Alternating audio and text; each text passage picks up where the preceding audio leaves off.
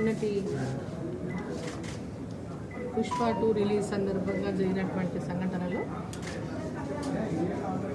ఆ రోజు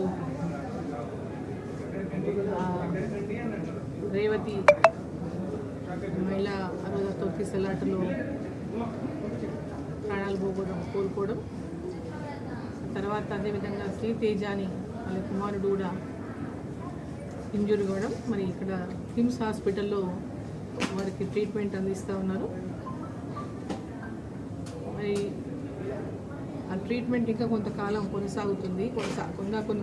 కొన్ని రోజులు వెయిట్ చేయాలి, నార్మల్ కావడానికి కొంత సమయం పడుతుంది ట్రీట్మెంట్ అని చెప్పారు డాక్టర్లతో.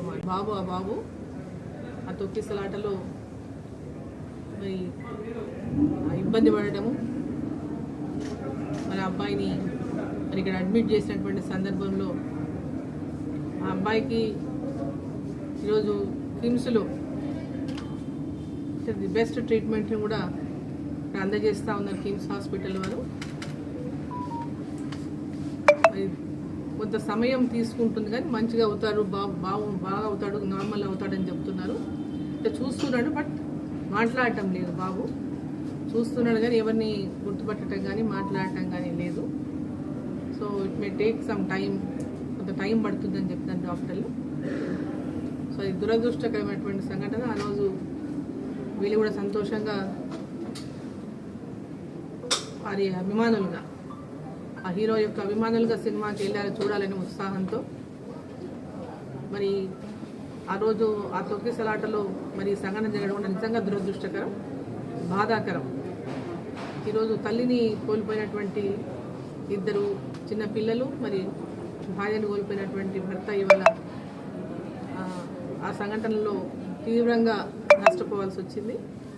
సో దానికి సంబంధించి రాష్ట్ర ప్రభుత్వం కానీ ఆ సినిమా టీం కూడా మరి వారి కుటుంబానికి పూర్తి స్థాయిలో ఆ బాబుకు ట్రీట్మెంట్ అందించడంలో పూర్తి స్థాయి, ఆ బాబు నార్మల్గా అయ్యే వరకు, ఆ తర్వాత ఆ బాబు చదువులకి, ఆ బాబు భవిష్యత్తు కూడా మరి వాళ్ళు అండగా ఉండాలని చెప్పి నేను ఈ సందర్భంగా నేను కోరుతా ఉన్నా. అదేవిధంగా రాష్ట్ర ప్రభుత్వం కూడా ఈ కుటుంబానికి అండగా ఉండాలని చెప్పి నేను సందర్భంగా కోరుతూ, రోజు ఇది ఒక పెద్ద రాజకీయ దుమారంలాగా మారిపోయింది ఈ సంఘటన. అది ఇప్పటికైనా ఫుల్ స్టాప్ పెడితే మంచిది. ఆ సంఘటనకు రాష్ట్ర ప్రభుత్వం దీన్ని హరాస్మెంట్ కింద భావించాల్సి వస్తుంది. ఇది ప్రభుత్వం చేసినటువంటి తీరు.